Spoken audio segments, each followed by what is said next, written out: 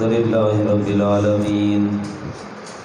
والصلاة والسلام على سيد الأنبياء والمرسلين وعلى آله الطيبين الطاهرين وأزواجه المطهرين وأصحابه المقربين وأولياء أمته وعلماء ملته أجمعين. قال الله تبارك وتعالى في كلامه المجيد والفرقان الحميد: قل لا أسألكم عليه أجرا إلا المودة في القربى. صدق الله العلي العظيم وبلغنا رسوله النبي الكريم الرؤوف الأمين. قال الله تعالى: إن الله وملائكته يصلون على النبي يا أيها الذين آمنوا صلوا عليه وسلموا تسليما. الصلاة والسلام عليك يا سيدي يا رسول الله وعلى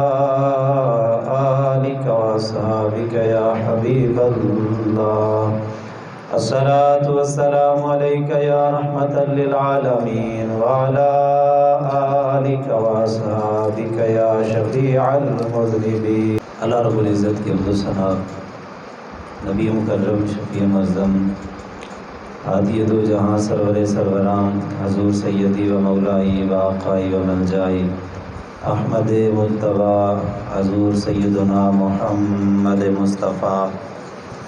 صلی اللہ علیہ وسلم کی بارگاہ عالیہ میں ہدیہ درود و سلام عرض کرنے کے بعد دعا ہے اللہ رب العزت قادر مطلق کے دربار میں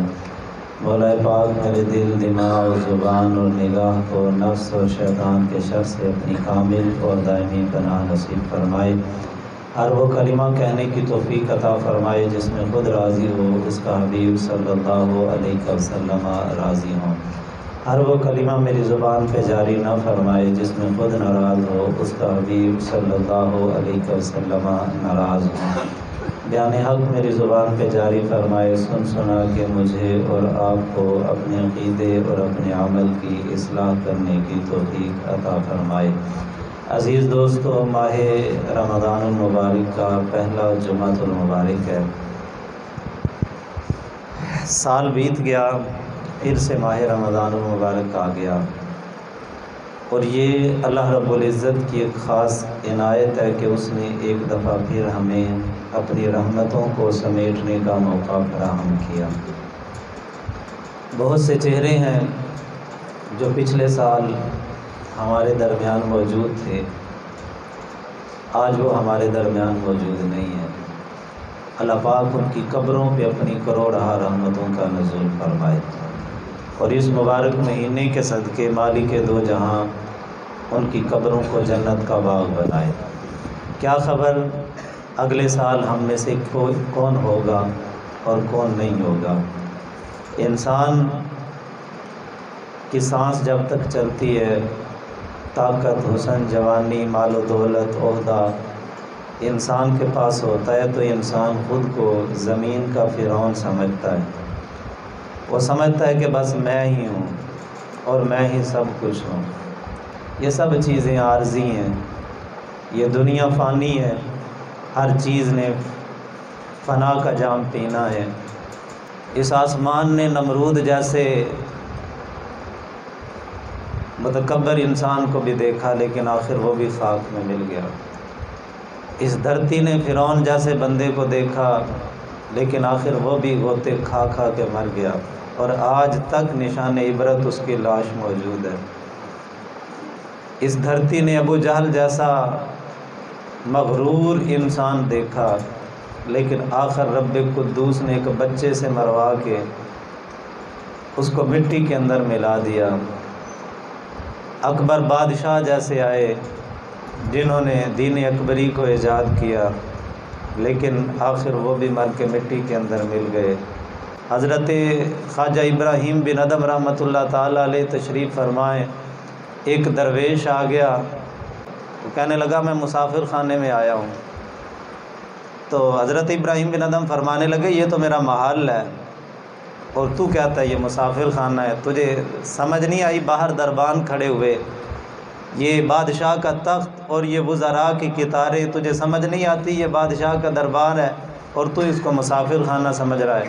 وہ درویش کہنے لگا ابراہیم تجھ سے پہلے اس تخت پہ کون تھا؟ کہا میرا باپ تھا۔ کہا اس سے پہلے کون تھا؟ کہا میرا دادا تھا۔ کہا اس سے پہلے کون تھا؟ کہا میرا پردادا تھا۔ کہا پھر جہاں اتنے لوگ بدلتے جائیں اس کو مسافر خانہ نہیں تو اور کیا کہتے ہیں؟ بھئی یہاں پہ قرار ہی نہیں ہے، یہاں پہ ہمیشگی نہیں ہے، یہ دار فنا ہے، بقا نہیں ہے۔ تو اس دھرتی پہ یہ آنے جانے کا سلسلہ جاری ہے۔ اللہ رب العزت نے ایک دفعہ پھر اس مبارک مہینے کی رحمتوں کو سمیٹنے کا موقع فراہم کیا، تو اس موقع کو غنیمت سمجھیں اور اس مبارک مہینے کی قدر و منزلت کو پہچانتے ہوئے اس میں اپنے رب کو راضی کرنے کی کوشش کریں۔ عزیز دوستو، ماہ رمضان المبارک کی آج 3 تاریخ ہے۔ یہ ایک عظیم ہستی کے وصال با کمال کا دن ہے۔ وہ ہستی جو میری ماں کے لیے، میری بیٹی کے لیے، میری بہن کے لیے اور میری بیوی کے لیے ایک نمونے کے طور پہ اگر کسی کردار کو پیش کیا جا سکتا ہے تو وہ ذات ہے۔ وہ پاک ذات جن کا نام لینے سے پہلے زبان کو کوثر و تسنیم سے وضو کرنا پڑتا ہے۔ وہ بے مثال عورت کے غوث و قطب جن کے در کے ٹکڑوں سے ولایت کی خیرات لیتے ہیں۔ وہ ہستی کے جو سیدہ بھی ہیں، وہ جو کہ طیبہ بھی ہیں، وہ جو طاہرہ بھی ہیں، زاہدہ بھی ہیں، عابدہ بھی ہیں، راکعہ ساجدہ اور عادلہ بھی ہیں، صالحہ اور حافظہ اور قاریہ بھی ہیں، عالیہ عالمہ اور فاضلہ بھی ہیں، عاملہ بھی ہیں اور کاملہ بھی ہیں، رافعہ بھی ہیں اور محدثہ بھی ہیں، مفسرہ بھی ہیں اور معلمہ بھی ہیں، مقدسہ بھی ہیں اور مطہرہ بھی ہیں، منورہ بھی ہیں اور عتیقہ بھی ہیں، صدیقہ بھی ہیں اور شفیقہ بھی ہیں، اور محسنہ جیسے عظیم القاب کی حاملہ جو شخصیت ہے۔ اور اتنے القاب لینے کے باوجود اس ہستی کا نام لیتے ہوئے بار بار یہ سوچنا پڑتا ہے کہ میری زبان اور اس پاک ہستی کا نام اللہ اللہ کہیں بے ادبی نہ ہو جائے کہ ہم گناہ گار ہیں، زبانیں گناہوں سے آلودہ ہیں، لیکن وہ ہستی، وہ کائنات کی تمام عورتوں سے افضل جس ہستی کو قرار دیا گیا، یہ وہ ہستی ہیں جن کے دروازے پہ ملائکہ معصومین بلکہ سید الملائکہ جبرائیل امین بھی آنکھیں بند کر کے حاضر ہوتے ہیں۔ وہ ہستی کہ جن کے آستانے پہ اگر اسرائیل بھی آتے ہیں تو اجازت نہ ملنے پہ واپس پلٹ جاتے ہیں۔ وہ عظیم ہستی جن کے در کی غلامی کو جنتی حوریں بھی اپنے لیے عزت کا سامان سمجھتی ہیں۔ وہ عظیم ہستی جن کے دربار عالیہ سے کبھی کوئی سائل خالی نہیں لوٹتا۔ وہ عظیم ہستی جن کی عصمت و طہارت پر حوریں بھی رشک کرتی ہیں۔ وہ ہستی کہ جن کا نکاح بھی عرش بری پہ خدا بند قدوس پڑھاتا ہے، اور وہ ہستی جن کی ساری رات سجدہ ریزیوں میں گزرتی ہے، جن کے جسم اطہر کے دوپٹے پہ بھی کبھی سورج کی نظر نہ پڑتی ہو۔ وہ ہستی کے چکیاں چلا چلا کے جن کے ہاتھوں پہ چھالے پڑ جاتے ہوں، وہ ہستی کے مشکیزیں اٹھا اٹھا کے جن کے کندھوں پہ نشان پڑ جاتے ہوں، وہ ہستی کہ جن کے باپ امام الانبیاء ہوں، وہ ہستی کہ جن کے سرتاج امام الاولیاء ہوں، وہ ہستی کہ جن کے بیٹے سید الشہداء ہوں، اور جو ہے وہ ہستی کہ مرکز دائرہ عصمت، وہ مجسمہ عفت و طہارت، وہ سیدۃ النساء اہل الجنہ، وہ عبداللہ کی پوتی، آمنہ کے پور کی بیٹی، وہ کملی اوڑھنے والے محمد نور کی بیٹی۔ ملا تھا اور بھی حصہ اسے عز و شرافت کا، اسی کی گود سے دریا ابلنا تھا شہادت کا۔ وہ ہستی کہ جن کے دربار میں اعلیٰ حضرت मुजद्दिद दीन व मिल्लत, कुश्ता इश्क रिसालत, परवाना शम्म मोहब्बत, बरेली के ताजदार अशाह इमाम अहमद रज़ा ख़ां फ़ाज़िल बरेलवी रहमतुल्लाह ताला अलैह अपनी अक़ीदतों के फूल जब निछावर करते हैं, आप फरमाते हैं कि आब तत्हीर से जिसमें पौधे जमे उस रियाज़ नजाबत पे लाखों सलाम, और खून खैरुर रसूल से है जिसका खमीर उनकी बेलोस तीनत पे लाखों सलाम, और जिसका आंचल न देखा महो महर ने इस रिदाए नज़ाहत पे लाखों सलाम, और सैयदा ज़ाहिरा तय्यबा ताहिरा जाने अहमद की राहत पे लाखों सलाम। वो राहत जाने मुस्तफ़ा, वो राजदारे अलीउल मुर्तज़ा, वो उम्मे शहीदाने वफ़ा, वो मंबा जूदो सखा, वो मादन इल्म अता के की पाकीज़गी जिससे हूरों ने हासिल, वो अज़मत सरापा मोहम्मद की बेटी रही फ़क्र व फाक़े में साबिर व शाकिर, वो जन्नत की मलिका मोहम्मद की बेटी सल्लल्लाहु अलैहि वसल्लम। वो सय्यदा तय्यबा ताहिरा ज़ाहिदा हज़रत सय्यदतुन निसाई अहलिल जन्ना सय्यदा फ़ातिमतुज़ ज़हरा रज़ियल्लाहु ताला अन्हा, ये वो अजीम हस्ती जिनको रब्बे कुद्दूस ने औरतों की तमाम आलाइशों से पाक रखा। और वो किसी पंजाबी के शायर ने कहा था, उसने कहा केड़ी औरत है विच कौनैन जिसने ज़हरा वांग पाई शाने जली होवे, जिदे पुत हुसैन जे लाल होवन ते सरताज जिदा मौला अली होवे, ते जिदे दर ते खिदमत करन खातिर हर एक हूर बहिश्ती खड़ी होवे, बुआ एक पासे नीमी तौन करके जिदी लंगी फरिश्तियां गली होवे, ते खाक पैरां दी गाजा समझ के ते हूरा मलका ने अखां ते मली होवे, केड़ी शहनशाहज़ादी है घर जिस दे कई कई रोज़ तक अग ना बली होवे, सायम कौन पहुँचे ओदी शान ताई जो मोहम्मद दी गोद च पली होवे सल्लल्लाहु अलैहि वसल्लम। ये वो अजीम हस्ती कि नबी मुकर्रम शफ़ी मुअज़्ज़म सल्लल्लाहु अलैहि वसल्लम जैसा अजीम बाप जिनको रब्बे कुद्दूस ने अता फरमाया। एक बंदे के एक बुज़ुर्ग के पास एक बंदा सवाल करने के लिए गया, उसने कहा हज़रत सैयदा फ़ातिमा ज़हरा ज़्यादा फ़जीलत वाली है या सैयदा आयशा सिद्दीक़ा की फ़जीलत ज़्यादा है? अब जिससे सवाल किया जा रहा था वो भी सैयद ज़्यादा था, और सहीउल अक़ीदा पक्का ठक्का सुन्नी सैयद ज़्यादा था। सवाल हुआ हज़रत सैयदा फ़ातिमा ज़हरा की फ़जीलत ज़्यादा है या सैयदा आयशा सिद्दीक़ा की फ़जीलत ज़्यादा है? फरमाया उस सवाल करने वाले ये सवाल ना पूछ, हमारे पास वो तराजू नहीं है जिस तराजू पे हम तोलते फिरें, जा किसी और से जाके सवाल पूछ। उसने कहा नहीं हज़रत आपसे ही पूछना है, सवाल का जवाब अनायत फरमाएं। फरमाया नहीं मैं इसका सब जवाब नहीं दूंगा, जा किसी और से पूछ। वो फिर मज़ीद हुआ, कहने लगा हज़रत आपसे इस सवाल का जवाब पूछना है, इस सवाल का जवाब अनायत फरमाएं। वो सैयदज़ादे फरमाने लगे, फरमाया कि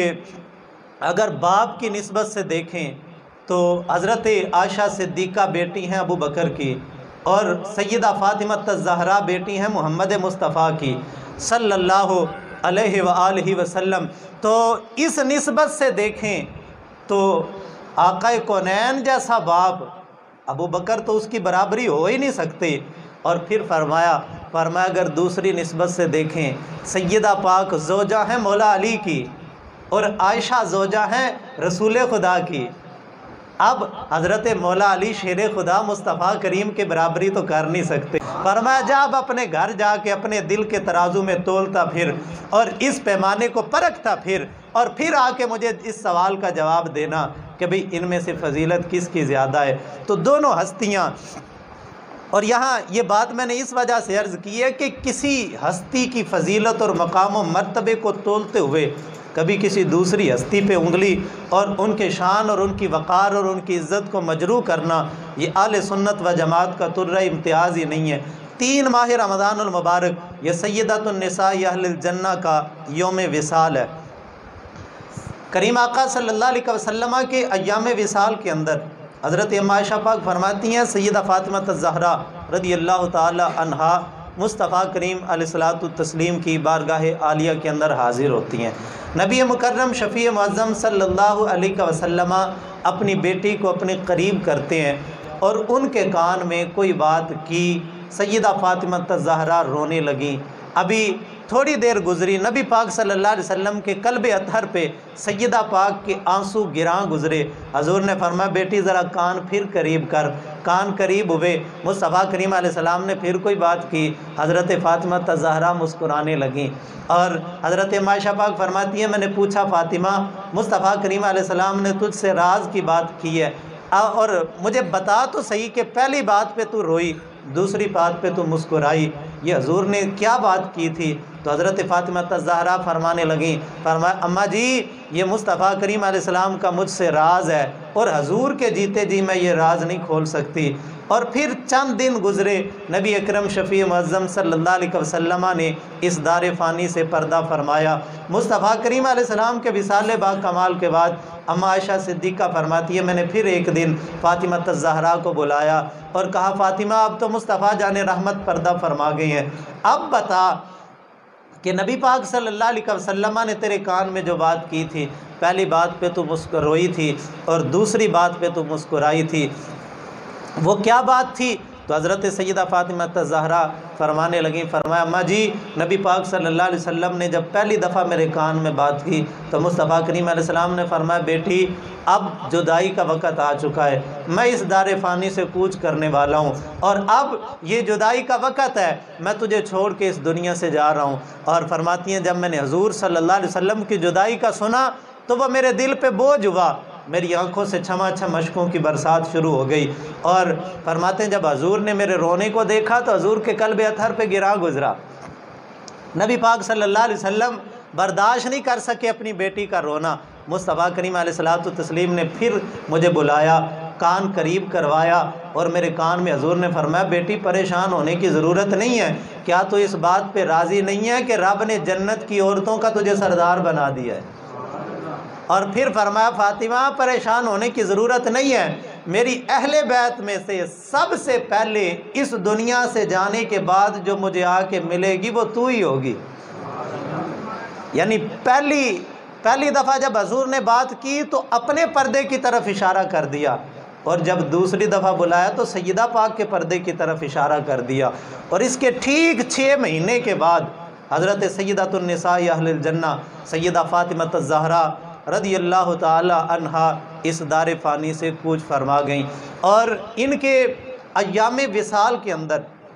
آپ کی تیمارداری کے لیے جو شخصیت موجود ہوا کرتی تھی، آج نا یار لوگوں نے افسانے بنا دیے ہیں،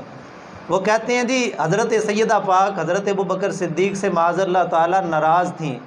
یہ ہوائی کسی دشمن نے اڑائی ہوگی۔ سیدۃ النساء اہل الجنہ کے جب ایام وصال تھے، بیماری کی حالت تھی، تو تیمارداری کے لیے جو شخصیت جو بی بی حضرت بی بی پاک کی خدمت میں موجود رہتی تھی وہ ابوبکر صدیق کی بیوی تھی، حضرت اسماء بنت امیس رضی اللہ تعالی عنہا، یہ حضرت سیدہ فاطمہ الزہرا کی تیمارداری کیا کرتی تھی، آپ کی خدمت میں تھی۔ اور پھر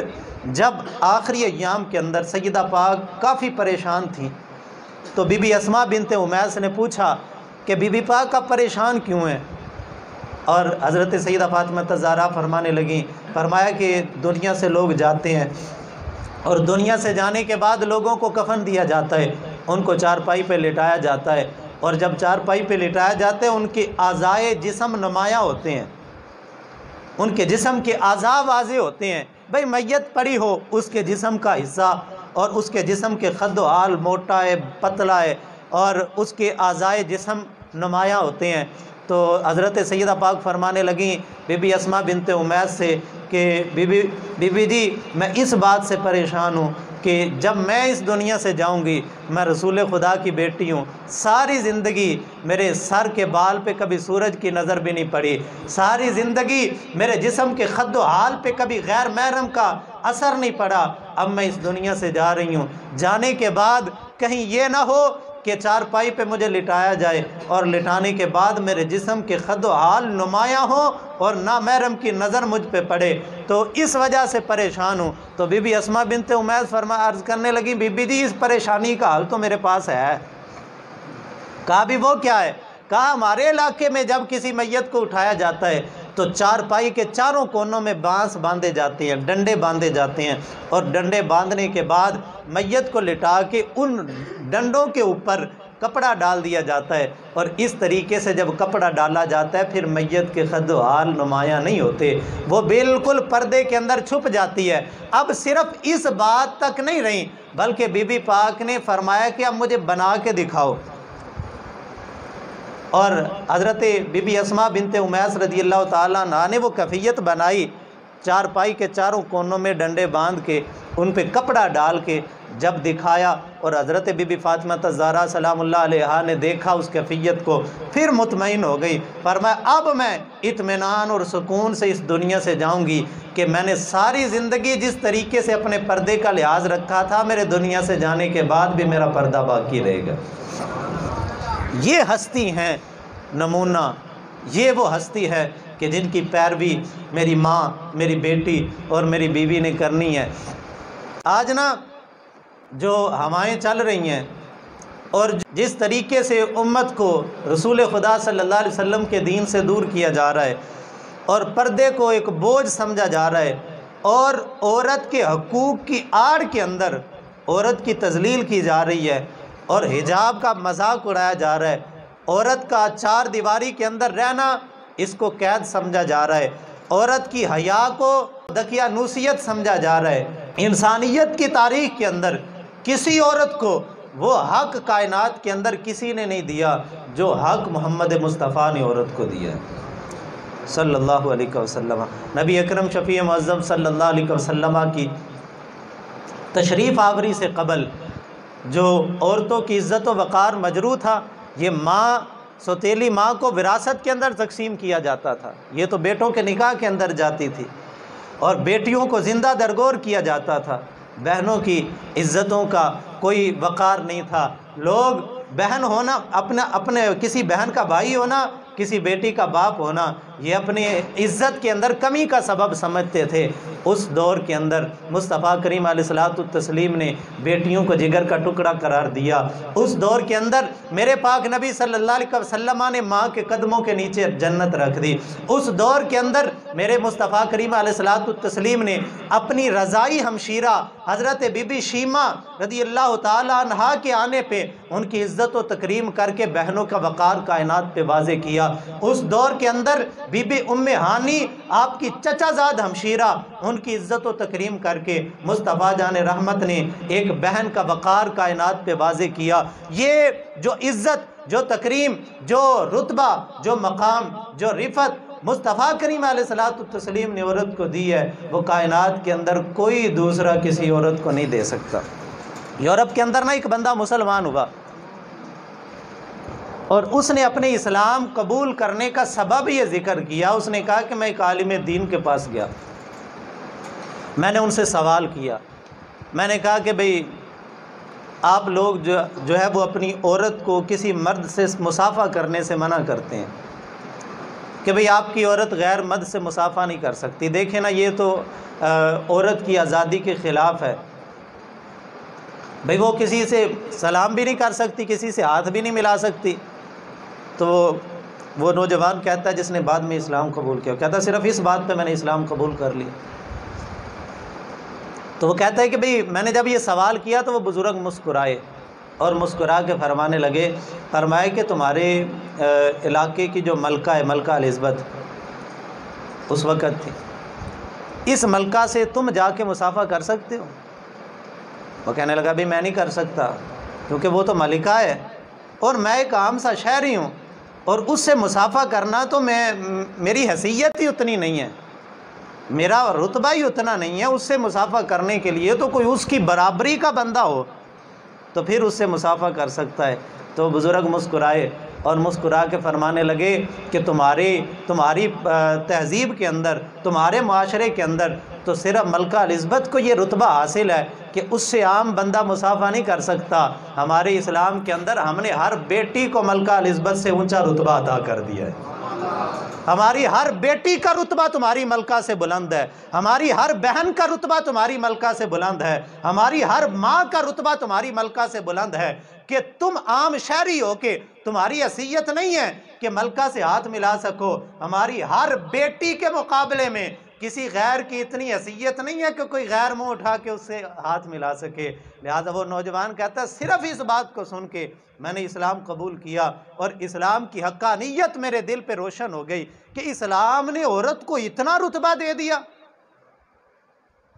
کہ جو کائنات کے اندر کوئی دوسرا عورت کو نہیں دے سکتا۔ تو عزیز دوستو، سیدۃ النساء اہل الجنہ سیدہ فاطمہ الزہرا رضی اللہ تعالی عنہ میرے پاک نبی صلی اللہ علیہ وسلم کی لخت جگر، نبی اکرم شفیع معظم صلی اللہ علیہ وسلم کی نور نظر، جن کی تربیت خود مصطفیٰ جان رحمت صلی اللہ علیہ وسلم نے کی۔ با اختلاف روایت، بعض روایتوں میں اعلان نبوت کے 1 سال بعد اور بعض روایتوں میں اعلان نبوت سے 5 سال قبل حضرت سیدہ فاطمہ الزہرا رضی اللہ تعالی عنہا کی ولادت ہوتی ہے، اور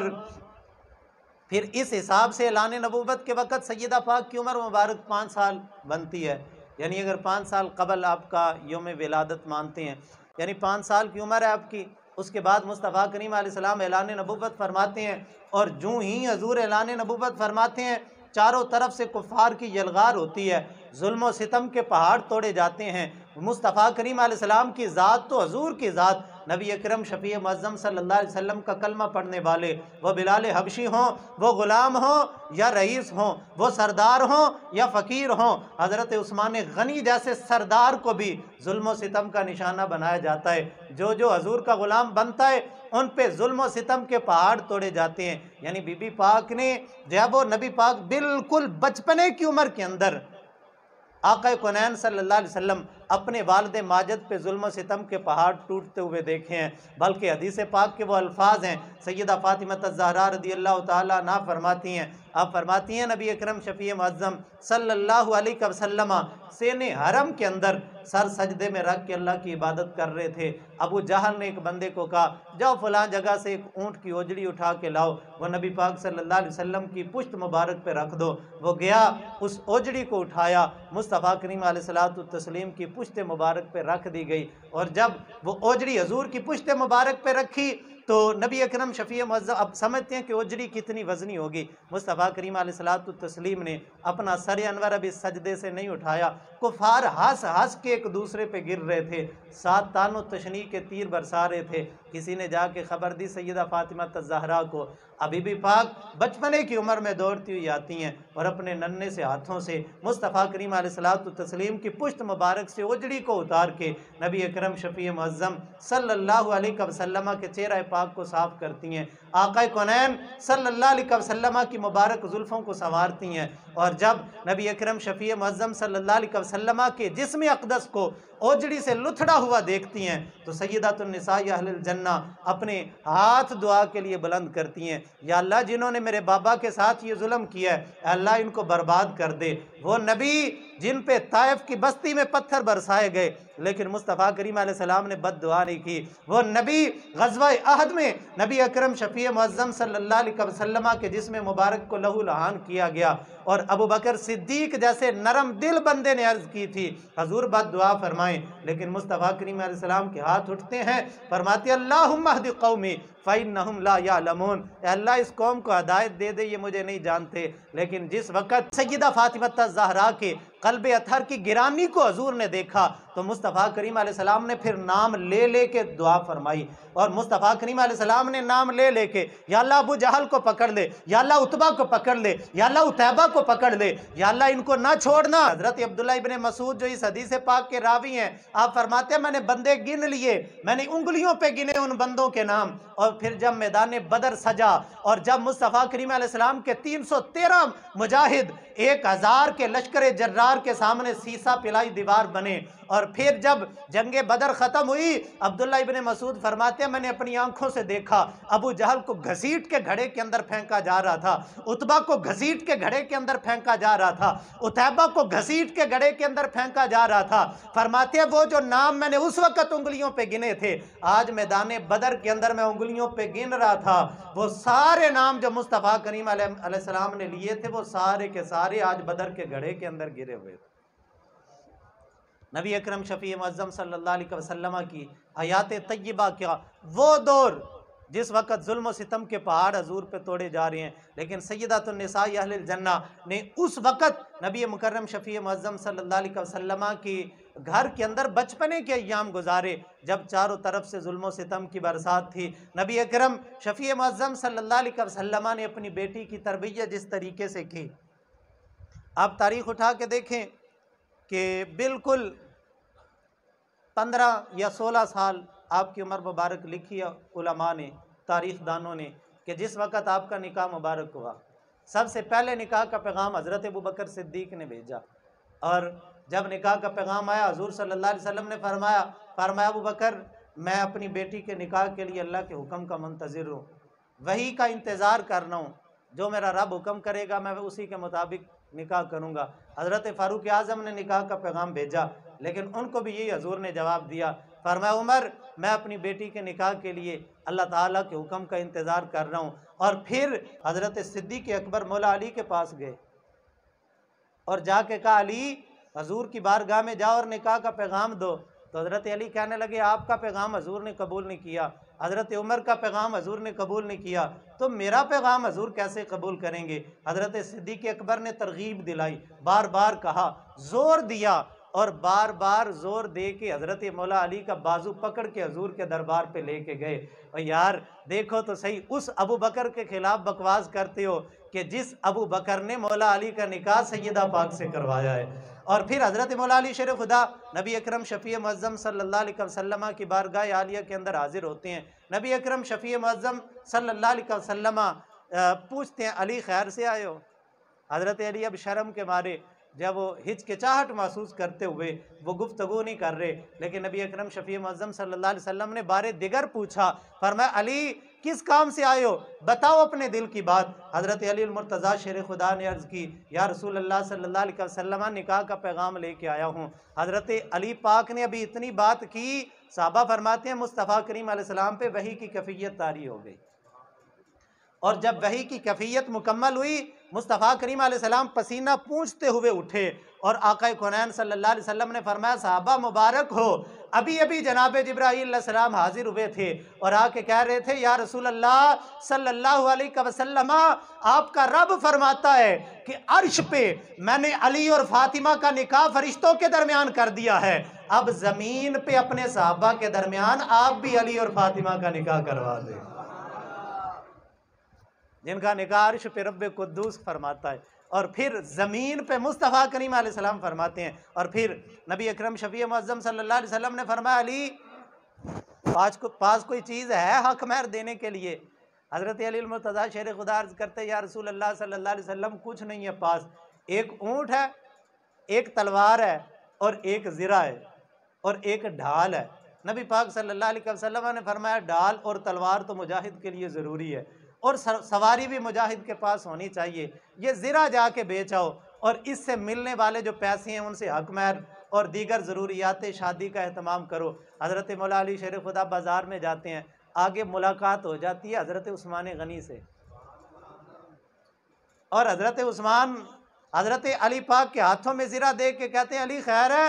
بازار میں زرہ ہاتھ میں پکڑ کے کیا کر رہے ہو؟ حضرت علی المرتضیٰ شیر خدا فرماتے ہیں مصطفیٰ کریم علیہ السلام نے میرا نکاح کا پیغام اپنی بیٹی کے ساتھ قبول فرما لیا ہے، اور آج میری اور فاطمہ کی شادی ہے، اور میرے پاس حق مہر دینے کے لیے بھی پیسے موجود نہیں تھے، تو نبی پاک صلی اللہ علیہ وسلم نے یہ زرہ بیچنے کے لیے مجھے دیا ہے۔ حضرت مولا علی شیر خدا کی جب یہ بات سنی نا تو حضرت عثمان غنی فرمانے لگے علی کتنے کی بیچو گے؟ اب وہ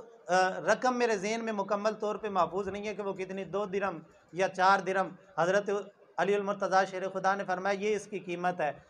اگر 2 درہم کہی نا تو حضرت عثمان غنی نے 4 درہم دیے،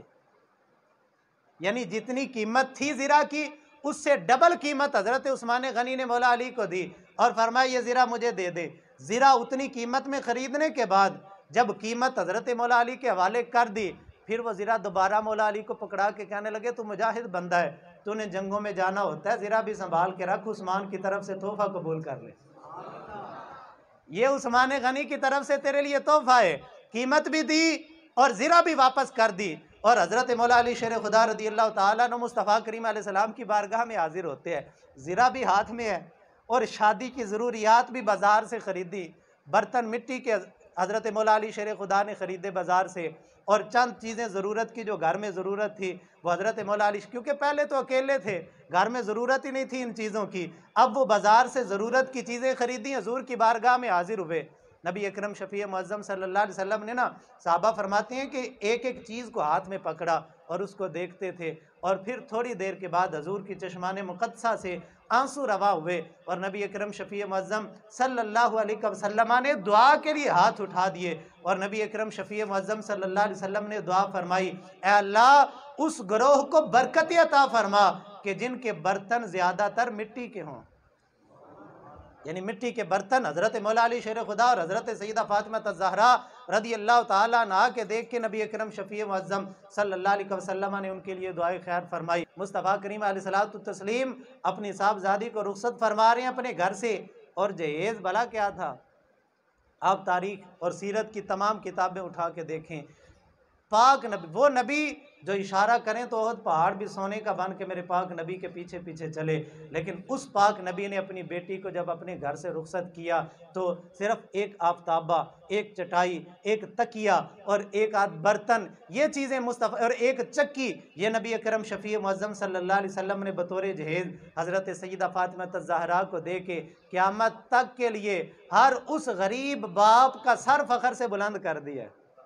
जो सोचता है कि मेरे पास तो अपनी बेटी को देने के लिए जहेज़ के तौर पे कुछ नहीं है। ये जहेज़ तो एक लानत है। मुस्तफ़ा करीम अलैहिस्सलातु तस्लीम ने अपनी बेटी को जो दिया हमारे सामने वो उसवा हसना है, वो नमूना है हमारे सामने। नबी अकरम शफ़ी मुअज़्ज़म सल्लल्लाहु अलैहि वसल्लम किस कदर सादगी के साथ अपनी बेटी को अपने घर से रुखसत फरमा रहे हैं, और इतना मुख्तसर सा देखे अब क़यामत तक कोई गरीब बाप परेशान ना हो कि भाई मैं अपनी बेटी को किस तरीके से अपने घर से रुखसत करूंगा। वो बाप सादगी के साथ मेरे पाक नबी की सुन्नत को अदा करते हुए अपने घर से अपनी बेटी को रुखसत कर दे कि इसी में फलाह है और इसी में बरकत है। लोग भला क्या सोचते हैं, कहते हैं जी जहेज़ ना दिया, ससुराल में जाके बेटी को ताने मिलेंगे, बेटी को के लिए परेशानी का सबब होगा। खुदा की कसम ये मजमा बैठा हुआ है, कई बंदे ऐसे होंगे जिन्होंने एक से एक बढ़ के जहेज़ अपनी बेटियों को दिया, जिन्होंने एक से एक बढ़ के अपनी बेटियों को जब उनकी शादी की तो एक से एक बढ़ के कीमती चीज़ दी, लेकिन चंद सालों के बाद तलाक तक नौबत आ गई और उनकी बेटियां घरों के अंदर आके बैठ गईं,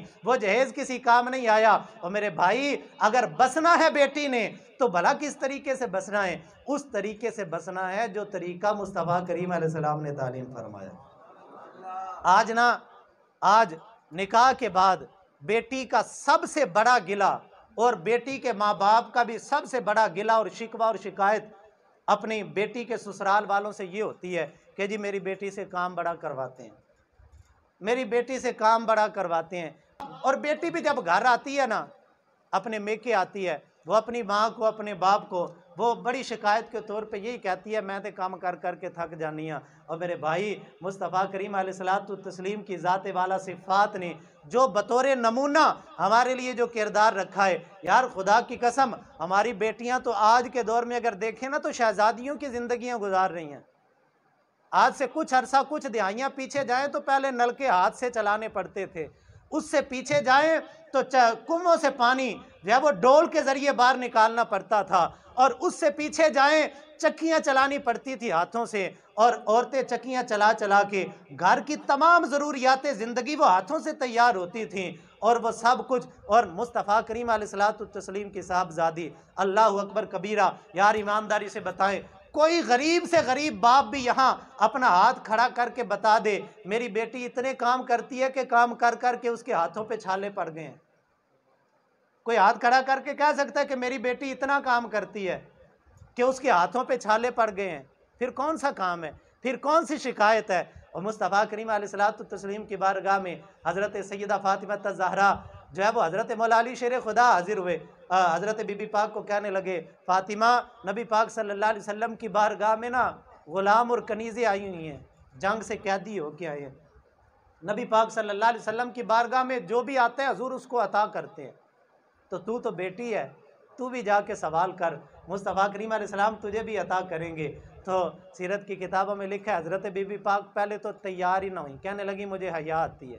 میں جا کے حضور سے سوال کروں دنیا کا، مجھے شرم آتی ہے۔ تو پھر حضرت مولا علی شیر خدا نے اصرار کیا، فرمانے لگے فاطمہ تیرے ہاتھوں پہ چھالے پڑ گئے ہیں، تیری جب کندھوں پہ نشان پڑ گئے ہیں مشکیزیں اٹھا اٹھا کے، اب جا۔ امام حسن اور حسین میں آپ جانتے ہیں صرف 11 ماہ کا وقفہ ہے پیدائش کے اندر، سن 3 ہجری کے اندر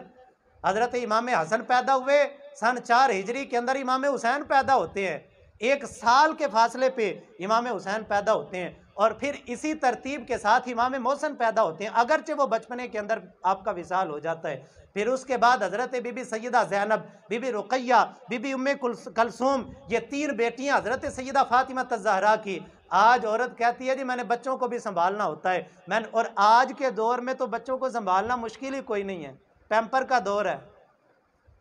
ڈبے کے دودھ کا دور ہے، ہماری عورت تو دودھ پلاتی نہیں اپنا بچے کو، ہماری عورت تو بچوں کو پہلے تو مائیں گیلے بستر پہ خود سوتی تھیں اور خشک بستر پہ بیٹوں کو سلاتی تھیں، اب کہاں وہ دور رہا ہے، اب تو نیپیاں چلتی ہیں، پیمپر چلتے ہیں، اب تو وہ سسٹم بھی نہیں ہے، پھر کون سی مشقت ہے بچوں کے پالنے میں۔ لیکن سیدہ فاطمہ الزہرا نے اس وقت ان بچوں کی تربیت فرمائی، امام حسن و حسین کو بھی پالا، چکیاں بھی چلائیں، یہ ساری مشقتیں برداشت کیں، اور جب مولا علی نے کہا کہ جا کے ایک کنیز کا سوال کر لو، کام کاج کرنے میں ذرا نرمی ہو جائے گی، حضرت فاطمہ پہلے تو تیار نہ ہوئیں، لیکن جب اصرار کیا حضرت سیدہ پاک چل کے گئیں نبی پاک صلی اللہ علیہ وسلم کی بارگاہ میں۔ حضور نے فرمایا فاطمہ خیر سے آئی ہو؟ اب شرم کے مارے نہ زبان پہ مدعا نہیں لے کے آ سکیں، تو عرض کی حضور بس زیارت کا دل کر رہا تھا، آپ کا چہرہ مبارک دیکھ لیا تو اب خوش ہو گئی ہوں، اب واپس چلتی ہوں۔ اسی طرح واپس پلٹ آئی، حضرت مولا علی نے خالی ہاتھ آتے ہوئے دیکھا، کہا فاطمہ یہ تو وہ در ہے جہاں سے کبھی کوئی سوالی خالی نہیں پلٹا، جہاں تو بن مانگے ملتا ہے، اور تو مانگے اور حضور نہ دیں، یہ کیا ہوا؟ تو حضرت فاطمہ کہنے لگی مجھے تو شرم کے مارے سوال کرتے ہوئے حیا آ گئی ہے۔ حضرت مولا علی نے بازو پکڑا، اب دونوں داماد بھی اور بیٹی بھی، داماد اور بیٹی دونوں اکٹھے ہو کے باپ کے دروازے پہ جاتے ہیں۔ یار ایمانداری سے بتائیں، ہم نے بھی اپنی بیٹیوں کے نکاح کیے ہوئے ہیں، ہماری بیٹیاں بھی ہمارے گھروں پہ ہمارے دروازوں پہ آتی ہیں، بیٹیاں باپوں سے مانگتی ہیں، اور یہ بیٹیوں کا حق ہے بیٹیوں کا مانگنا، بیٹیاں لاڈ سے ناز سے اور نخرے سے اپنے باپ سے سوال کر سکتی ہیں، یہ ان کا حق بنتا ہے۔ اور بیٹیاں اور پھر داماد بھی ساتھ آ جائے، اور داماد اور بیٹی دونوں آ کے باپ سے کوئی چیز سوال کر لے، کون سا باپ ہے کہ اس کے پاس ہو بھی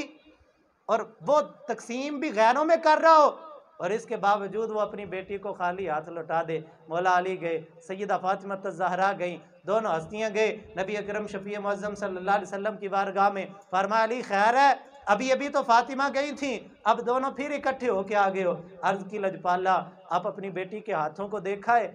فرمایا کیا ہوا؟ عرض کی حضور یہ مشقت کر کر کے ہاتھوں پہ چھالے پڑ گئے ہیں، یا رسول اللہ صلی اللہ علیہ وسلم مشکیزیں اٹھا اٹھا کے کندھوں پہ نشان پڑ گئے ہیں۔ حضور امام حسن و حسین کو بھی پالنا ہوتا ہے، وہ معاملات بھی ہیں، اور پھر ساری رات آپ کی بیٹی نے مصلے پہ بھی گزارنی ہوتی ہے۔ یا رسول اللہ صلی اللہ علیہ وسلم مہربانی فرمائیں، ایک کنیز اپنی بیٹی کو نہیں دے دیتے جو کام کاج کے اندر ہاتھ بٹا دیا کرے؟ مصطفیٰ کریم علیہ السلام نے 3 دفعہ قسم اٹھائی، اور 3 دفعہ قسم اٹھا کے فرمایا اللہ کی قسم فاطمہ میں تجھے کنیز نہیں دوں گا، اللہ کی قسم فاطمہ تجھے کنیز نہیں دوں گا۔ 3 دفعہ قسم اٹھانے کے بعد میرے مصطفیٰ نے فرمایا فاطمہ صفہ کے چبوترے پہ بیٹھے ہوئے میرے درویش، ان کے پیٹ بھوک کی وجہ سے کمر کے ساتھ لگے ہوئے ہیں، اور میں اپنے گھر والوں میں لونڈیاں باندھتا پھروں، میں ان کو بیچوں گا، اور ان کے بیچنے سے جو رقم ملے گی میں اپنے صفہ کے چبوترے پہ بیٹھے ہوئے درویشوں کی روٹی کا بندوبست کروں گا۔ بتائیں کون ہے اتنا اظہار کرنے والا جو میرے مصطفیٰ کریم علیہ السلام نے کیا؟ اب دیکھیں نبی اکرم شفیع معظم صلی اللہ علیہ وسلم، میں بات یہ کر رہا تھا کہ آج گھروں کے اجڑنے کا جو بڑا سبب ہوتا ہے نا، بیٹی آتی ہے باپ کے گھر میں تو کام کر کر کے مر گئی ہیں، اور اپنے باپ اور اپنی ماں اور اپنے بھائیوں کے ذہن میں یہ بات اتنی پختہ بٹھا دیتی ہے، چھوٹے چھوٹے جھگڑے، چھوٹی چھوٹی باتیں میکے کے اندر آ کے بتائی جاتی ہیں۔ نبی اکرم شفیع معظم صلی اللہ علیہ وسلم کی لخت جگر حضرت فاطمہ الزہرا اور حضرت مولا علی شیر خدا کا کسی بات پہ جھگڑا ہو گیا، اور جب جھگڑا ہوا تو حضرت فاطمہ الزہرا رضی اللہ تعالی عنہا نبی پاک صلی اللہ علیہ وسلم کی بارگاہ میں شکایت لے کے گئی، یا رسول اللہ صلی اللہ علیہ وسلم، آپ کے غلام، آپ کے چچا کے بیٹے علی، انہوں نے میرے ساتھ یہ معاملہ کیا ہے۔ اب حضرت علی فرماتے ہیں کہ میں بھی پیچھے پیچھے چلا گیا کہ باپ اور بیٹی کا کیا مکالمہ ہوتا ہے، کہیں حضور مجھ پہ ناراض ہی نہ ہو جائیں۔ فرماتے ہیں کہ میں دروازے کے پاس کھڑا ہو گیا، نبی پاک صلی اللہ علیہ وسلم فاطمہ رضی اللہ تعالیٰ عنہا کی شکایت پہ کیا رد عمل ظاہر کرتے ہیں؟ فرماتے ہیں میرے تو پاؤں کے نیچے سے زمین نکل گئی جب جا کے سیدہ فاطمہ الزہرا نے شکایت کی کہ یا رسول اللہ صلی اللہ علیہ وسلم، مولا علی شیر خدا نے میرے ساتھ اس معاملے میں زیادتی کی ہے۔ تو حضرت مصطفیٰ کریم علیہ السلام نے اپنی بیٹی کا ہاتھ پکڑا، اس کو چوما، اور چومنے کے بعد فرمایا بیٹی وہ تیرا خامد ہے، اور خامد کو رب قدوس نے مجازی خدا بنایا ہے، اگر سجدے کی اجازت ہوتی تو میں خدا کے بعد خامد کے بارے میں حکم دیتا کہ اس کو اب بیوی سجدہ کرے۔ فرمایا اس کے تیرے اوپر بڑے حقوق ہیں، اور ضروری نہیں کہ ہر موقع پہ علی وہی کرے جو تیرے دل میں آئے، مرد کی مرضی ہے، مرد کو رب نے حاکم بنایا ہے، وہ اپنے معاملے سے اپنے طریقے سے فیصلے کر سکتا ہے، وہ اپنے طریقے سے معاملات طے کر سکتا ہے۔ آج کے دور کا ایک فتنہ یہ بھی ہے، کہتے ہیں جی مرد عورت برابر ہے، عورت کو مرد کے برابر لا کے کھڑا کیا جائے، جیسے مرد بازاروں کے اندر مزدوری کرتا ہے اور ویسے ہی عورت کو بھی بازاروں کی زینت یہ غیر لوگ بنانا چاہتے ہیں۔ اور نہ میرے بھائی، میرے مصطفیٰ کریم علیہ السلام نے جو شریعت دی ہے، اس شریعت کے اندر عورت کو ملکہ بنا کے، عورت کو شہزادی بنا کے گھر کے تخت کے اوپر بٹھا دیا ہے، اور مرد کو مزدوروں کی طرح بار مزدوری کرنے کا حکم دیا ہے کہ تو کما کے لا، اور کما کے لا کے گھر بیٹھی ہوئی عورت کی ضروریات کو پورا کر۔ اور جب مصطفیٰ کریم علیہ السلام کی بیٹی نے شکایت کی، حضور نے فرمایا بیٹی نہ علی کی شکایت نہ کر، مرد کو اللہ نے حاکم بنایا ہے، ضروری نہیں کہ جیسے تو چاہے ویسے ہی علی سارے معاملات کرے، لہٰذا کبھی کبھی اگر کوئی بات تیرے دل پہ گراں گزرے تو اس کو برداشت کیا کر۔ جب اتنی بات سنی تو حضرت مولا علی شیر خدا رضی اللہ تعالیٰ عنہ فرماتے ہیں میری آنکھوں سے آنسوؤں کی برسات شروع ہو گئی، میں دوڑتا ہوا حضور کی بارگاہ میں گیا، نبی پاک صلی اللہ علیہ وسلم کے ہاتھوں کو چوما، میں نے عرض کی لجپالا زیادتی اس دفعہ مجھ سے ہوئی ہے، غلطی اس دفعہ میری تھی، میں اس دفعہ زیادتی کر بیٹھا ہوں، یا رسول اللہ معاف کر دیں، آج کے بعد فاطمہ کے بارے میں اس طرح کی کوئی معاملہ نہیں کروں گا۔ اور یعنی انداز دیکھیں مصطفیٰ کریم علیہ السلام کا، اور یہی وہ انداز ہے۔ آپ لاکھوں کروڑوں کا جہیز دے دیں، لیکن لاکھوں کروڑوں کے جہیز سے بیٹی اپنے گھر میں نہیں بسا کرتی، بیٹی اپنے گھر میں ایسے بستی ہے جو تربیت میرے مصطفیٰ نے اپنی بیٹی کی ہے۔ آپ عمر مبارک تو دیکھیں، 15-16 سال کی عمر مبارک، بھائی 29 سال کی عمر میں تو بی بی پاک کا وصال ہو گیا ہے، 29 سال کی عمر میں بی بی پاک اس دار فانی سے کوچ کر رہی ہیں، اور صرف 15-16 سال کی عمر میں آپ کا نکاح مبارک ہو رہا ہے، اور اس مختصر سے عرصے کے اندر آپ نے امام حسن اور حسین کی جو تربیت کی ہے۔ آج عورتیں کہتی ہیں، وہ یہ شکوہ کرتی ہیں، کہتی ہیں جی گھر کے کام کاج بھی ہوتی ہیں، بیٹوں کو کیسے پالیں، یہ معاملات کیسے کریں۔ آپ اندازہ کریں میرے پاک نبی کی لخت جگر نے اس قدر مصروف زندگی میں بھی اپنے بیٹوں کی تربیت کیسے کی، اپنی بیٹیوں کی تربیت کیسے کی، اور پھر اس کے بعد اتنی مصروف زندگی گزارنے کے ساتھ ساتھ ساری رات حضرت بی بی پاک سر سجدے میں رکھ کے اللہ کی عبادت کیا کرتی تھی۔ اس پاک بی بی کی ساری رات اللہ کی اطاعت اور فرما برداری میں گزر، سارا دن مشقتوں کے اندر، ساری رات اللہ تعالیٰ کی عبادت اور اس کی بارگاہ کے اندر سر سجدے میں رکھ کے گزرتی تھی۔ اور پھر اس کے بعد امام حسن پاک رضی اللہ تعالیٰ عنہ، یہ آج ہی میں نے یہ بات پڑھی ہے، امام حسن مجتبیٰ رضی اللہ تعالیٰ عنہ فرماتے ہیں میں نے بچپن سے اپنی اماں کا یہ اصول دیکھا، ساری رات سر سجدے میں رکھتی۔ ادھر حضرت بلال حبشی جب اذان فجر بلند کرتے، آپ سجدے سے سر اٹھاتی، دعا کے لیے ہاتھ اٹھاتی، اور سب سے پہلے جو الفاظ بی بی پاک کی زبان سے نکلتے، حضرت بی بی پاک فرماتی اے اللہ میرے ابا جی کی امت کو بخش دے۔ یا اللہ میرے نبی کی میرے بابا کی امت کو بخش دے۔ ساری رات عبادت کرنے کے بعد اور پھر امام حسن پاک نے نا سوال کر ہی دیا، اماں جی نہ آپ نے کبھی میرے لیے دعا کی ہے نہ کبھی حسین کے لیے دعا کی ہے۔ اماں جی سب سے پہلے آپ کی زبان سے یہ الفاظ نکلتے ہیں کہ یا اللہ میرے ابا جی کی امت کو بخش دے۔ وہ پاک بی بی ہمارے لیے دعا کر رہی ہیں، وہ ہماری ماں، ہماری بہنوں، ہماری بیٹیوں کے لیے دعا کر رہی ہیں، اور پھر اس کے باوجود اگر ہماری ماں بہن بیٹی اس اسوہ حسنہ کو نہیں اپناتی تو یہ کتنی بڑی زیادتی ہوگی۔ اور پھر جب امام حسن مجتبی نے یہ سوال کیا تو حضرت سیدہ فاطمہ الزہرا رضی اللہ تعالی عنہا کے جو الفاظ تھے، فرمایا میں پہلے اپنے نبی کی امت کا حق ادا کر رہی ہوں، اس کے بعد اپنے گھر کا حق ادا کروں گی۔ اس پاک ہستی نے ساری زندگی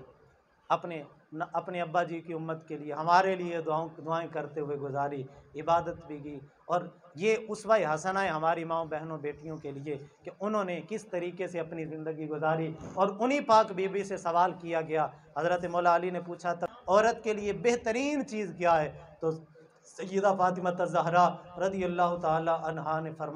فرمایا کہ عورت کے لیے بہترین معاملہ یہ ہے نہ وہ کسی غیر مرد کو دیکھے نہ غیر مرد اس کو دیکھے، وہ یہ عورت بھی بہترین ہے۔ اور دنیا اور آخرت میں آپ دیکھیں نا، دنیا کے اندر بی بی پاک نے اپنے پردے کا اتنا اہتمام کیا، دنیا سے پردہ فرماتے ہوئے بھی پردے کا اتنا اہتمام کیا،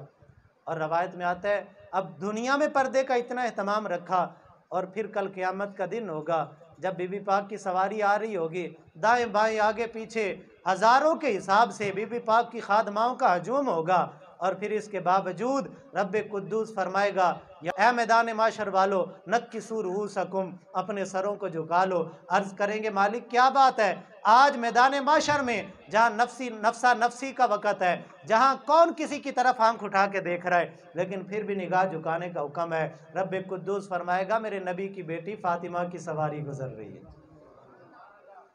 اور پھر بجلی کے کوندنے کی تیزی کے ساتھ آپ کی سواری پل صراط سے گزرے گی۔ اور یہ یعنی اب دیکھیں کہ دنیا میں رہتے ہوئے جب پردے کا اتنا اہتمام، پھر میدان معاشر میں بھی رب ان کے پردے کی آبرو رکھے گا۔ آج ہماری ماں، ہماری بہن، ہماری بیٹی آج اگر سیدہ پاک کے اسوہ حسنہ پہ چلتے ہوئے دنیا میں رہتے ہوئے اپنے پردے کی پاسداری کرے گی، خدا کی قسم کل قیامت کے دن سیدہ پاک کی کنیزوں کے اندر شامل کر کے رب قدوس ان کو بھی پل صراط سے بی بی پاک کی سواری کے پیچھے پیچھے گزار دے گا۔ اللہ پاک ان پاک اور عظیم ہستیوں کا صدقہ ہم سب کی دنیا اور آخرت بہتر فرمائے۔ وما علیہ الا البلاغ۔